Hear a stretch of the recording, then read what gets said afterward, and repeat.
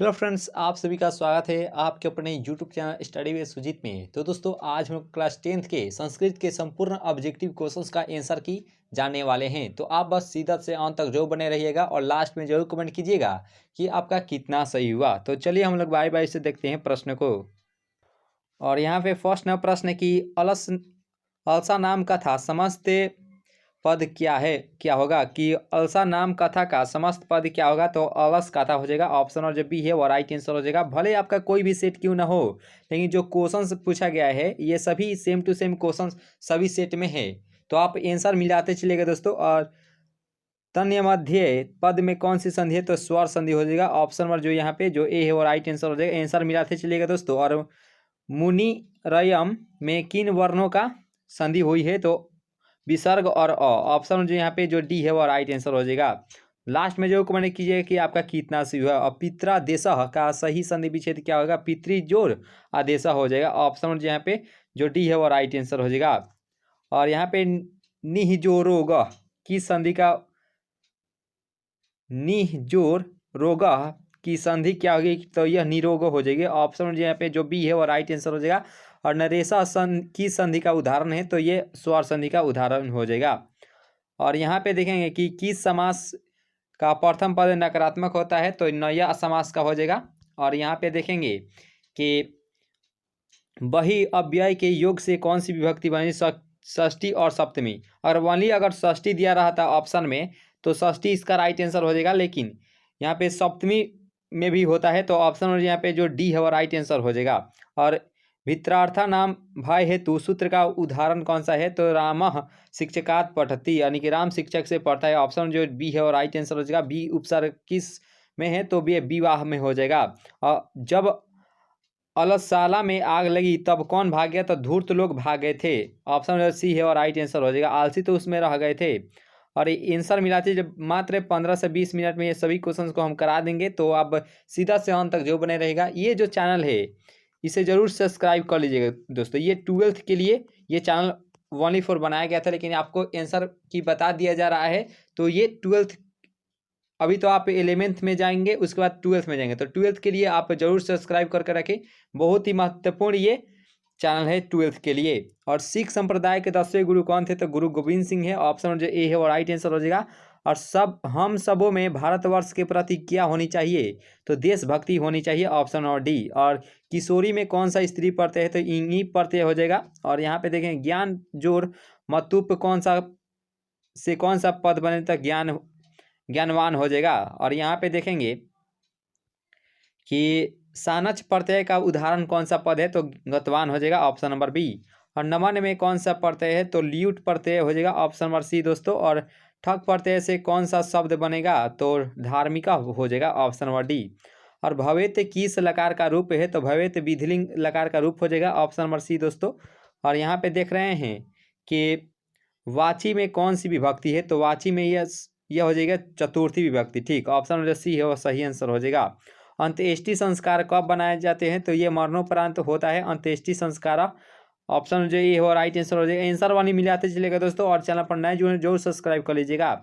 जन्म से पूर्व कितने संस्कार होते हैं, तो 3 संस्कार होते हैं। और समावर्तन संस्कार का उद्देश्य क्या है, तो गुरु गृह से गृहस्थ जीवन में प्रवेश करना हो जाएगा।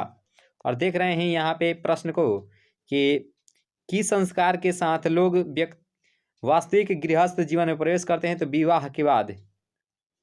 नीति श्लोक का पाठ में किस ग्रंथ से संकलित है, तो विदुर नीति हो जाएगा। ऑप्शन नंबर ए जो है राइट आंसर। विद्या की रक्षा कौन सा थे, विद्या योगेन रक्षते, तो योग से हो जाएगा। ऑप्शन नंबर सी दोस्तों। और यहाँ पे नीति श्लोक का पाठ के आधार पर सुख देने वाले क्या हैं, तो ये क्षमा हो जाएगा। ऑप्शन नंबर यहाँ पे जो सी है वो राइट आंसर हो जाएगा। और देख रहे हैं यहाँ पे प्रश्न को कि नीति श्लोक का पाठ में कितने श्लोक हैं, तो इसमें 10 श्लोक हैं। और यहाँ पे राम प्रवेश राम को छात्रा नाम अध्ययनम तपह का उपदेश किसने दिया था, उसके गुरु यानी कि शिक्षक के द्वारा दिया गया था। और राम प्रवेश राम का जन्म किस गांव में हुआ था, तो भीखन टोला गांव में हुआ था राम प्रवेश राम का जन्म। स्वर्णमय पात्र से किसका मुंह ढका हुआ था, सत्य का दोस्तों। और यहाँ पे देखेंगे कि पंचलह पद में कौन सी संधि है, तो व्यंजन संधि हो जाएगा पंचलह में। और किस पद में अपनी अपनी विभक्तियां छोड़कर मिलते हैं, तो यहाँ पे संधि हो जाएगा। और यहाँ पे प्रजातंत्रम का विग्रह क्या होना चाहिए, तो प्रजा तंत्रम हो जाएगा ऑप्शन नंबर बी। और पृथक अव्यय के योग में कौन सी विभक्ति नहीं होती है, तो यह तृतीया विभक्ति हो जाएगा, ऑप्शन नंबर जो सी है वह सही आंसर हो जाएगा। और यहाँ पे देखेंगे कि यस्य च भावेन भावलक्षणम सूत्र का उदाहरण क्या होगा, तो ये हो जाएगा ऑप्शन नंबर बी दोस्तों, रुदिति पुत्र पिता आपण गत हो जाएगा। और निक्सा अव्यय के योग से कौन सी विभक्ति हो जाएगी, तृतीया हो जाएगा, ऑप्शन नंबर जो ए है और राइट आंसर हो जाएगा संभावनम। तो इसमें सम उपसर्ग है, ऑप्शन नंबर जो ए है और राइट आंसर हो जाएगा। धनुषा में मूल शब्द क्या होगा धनुषा में, तो ये धनु हो जाएगा, ऑप्शन नंबर ए दोस्तों। चैनल पर नए जुड़े हो जरूर सब्सक्राइब कर लीजिएगा दोस्तों, और लास्ट में जरूर कमेंट कीजिएगा कि आपका कितना सही हुआ है। तो अस्थि में किस धातु का रूप है, तो अस धातु हो जाएगा, ऑप्शन नंबर जो ए है और राइट आंसर। किम जो त्रल से कौन सा अव्यय बनेगा, तो कुत्ता बन जाएगा। और यहाँ पे देखेंगे पृष्ठवान में कौन सा प्रत्यय है, तो अक्तवतु हो जाएगा, ऑप्शन नंबर जो यहाँ पे जो ए हो राइट आंसर हो जाएगा। हन धातु के लट लकार के प्रथम पुरुष बहुवचन का रूप कौन सा होगा, तो हंती हो जाएगा। और यहाँ पे 24वां प्रश्न आप देख रहे हैं, भले आपका कोई भी सेट क्यों ना हो, लेकिन सभी क्वेश्चंस आपके में सेम टू सेम यही है, तो ओनली फॉर नंबरिंग बदला गया है, न कि क्वेश्चंस। किस समास का उभय पद प्रधान है, तो द्वंद्व समास हो जाएगा, इसमें दोनों पद प्रधान होता है। किस पद में स्वर संधि है, तो स्यनम में हो जाएगा, ऑप्शन नंबर ए। कंगड़म में का सही संधि विच्छेद क्या हो जाएगा, तो कन जोड़ अंकणम हो जाएगा, कंगड़म। ऑप्शन नंबर डी है और राइट आंसर हो जाएगा। एतत जो श्रुत्वा की संधि क्या होगी, तो ये ऑप्शन नंबर जो बी है वह सही आंसर हो जाएगा। और देख रहे हैं यहाँ पे प्रश्न को कि कर्णस्य दानवीरता पाठ किस ग्रंथ से संकलित है, तो कर्ण रूपक से, ऑप्शन नंबर जो ए है और राइट आंसर हो जाएगा। वास्तव में अशांति के कितने कारण होते हैं, तो 2 होते हैं। और यहाँ पे देखेंगे शस्त्रकारा पाठ किस शैली में है, तो यह हो जाएगा प्रश्नोत्तर शैली, ऑप्शन नंबर जो बी है वह सही आंसर हो जाएगा। दलित ग्रामवासी पुरुष की कथा किस पाठ में है, तो क्रमवीर कथा हो जाएगा, ऑप्शन नंबर जो ये है वो राइट आंसर हो जाएगा। स्वामी दयानंद का जन्म किस राज्य में हुआ था, तो गुजरात राज्य में हुआ था इनका जन्म, ऑप्शन जो सी है वह सही आंसर हो जाएगा।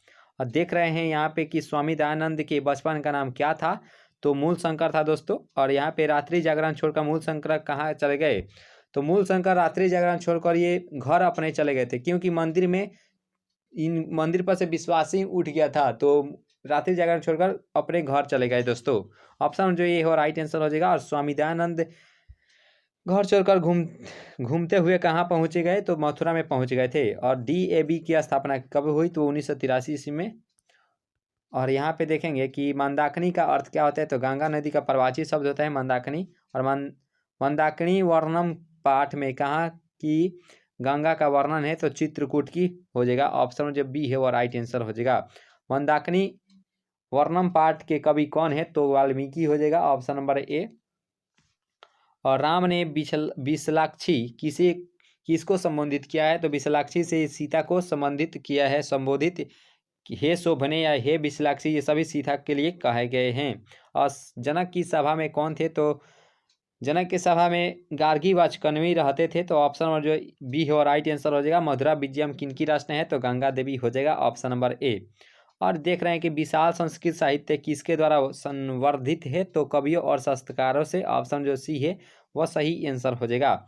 भारत महिमा पाठ में पुराणों को कितने पद संकलित है, तो 2 हो जाएगा, ऑप्शन हो जाए यहाँ पे जो बी है वह सही आंसर हो जाएगा। और देख रहे हैं यहाँ पे कि भारत महिमा पाठ में गायंती देवा हकील गीतकानी डैश पद की पुराण से संकलित है, तो यह हो जाएगा विष्णु पुराण, ऑप्शन जो सी है वह सही आंसर होगा। भारत भूमि सदा किससे सेवित है, तो इनमें से सभी हो जाएगा, सागरों से, पर्वतों और झरनों से और नदियों से, ऑप्शन जो डी है वो राइट आंसर है। गर्भाधान संस्कार का प्रयोजन क्या है, तो ये सभी हो जाएगा, इनमें से सभी, ऑप्शन जो डी है और राइट आंसर हो जाएगा।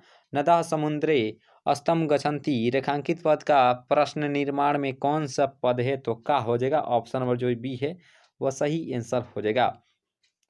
और मिथिला में वृषवर कौन थे, तो मिथिला के वृषवर मंत्री थे, मिथिला में वृषवर मंत्री के रूप में थे, ऑप्शन जो ए है और राइट आंसर हो जाएगा। गोलघर कहाँ है, तो बिहार में यानी कि पटना में स्थित है।